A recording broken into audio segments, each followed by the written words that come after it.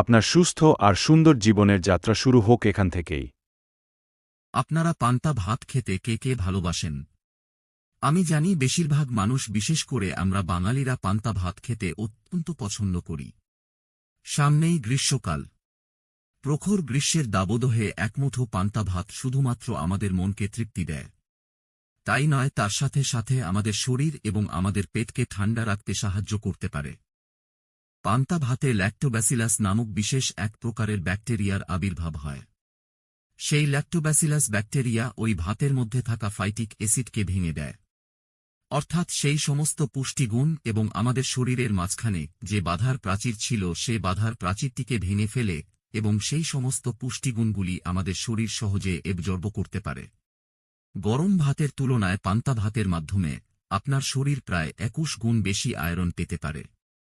100 গ্রাম গরম ভাতের মধ্যে দিয়ে আপনার শরীর যেখানে 3.4 মিলিগ্রাম আয়রন পায়, সেখানে পান্তা ভাতের মধ্যে দিয়ে 73.499 মিলিগ্রাম আয়রন আপনি পেতে পারেন। ক্যালসিয়ামের দিকে যদি নজর দেন, আপনি আরও একটা ধাক্কা খাবেন। তার কারণ পান্তা ভাত গরম ভাতের তুলনায় প্রায় 40 গুণ বেশি ক্যালসিয়াম আপনার শরীরে দিতে পারে। 100 গ্রাম গরম ভাতের মধ্যে দিয়ে যেখানে আপনি মাত্র 21 মিলিগ্রাম ক্যালসিয়াম পাবেন, সেখানে 100 গ্রাম পান্তা ভাতের মধ্যে দিয়ে প্রায় 850 মিলিগ্রাম আপনি ক্যালসিয়াম পেতে পারেন।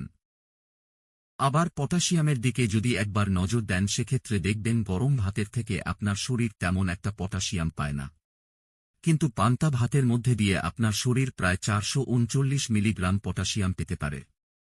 আবার সোডিয়াম আমাদের স্বাস্থ্যের পক্ষে ক্ষতিকারক। আপনি গরম ভাতে যত পরিমাণ সোডিয়াম পাবেন, পান্তা ভাতে সোডিয়ামের মাত্রা কিন্তু কম হতে দেখতে পাওয়া যায়।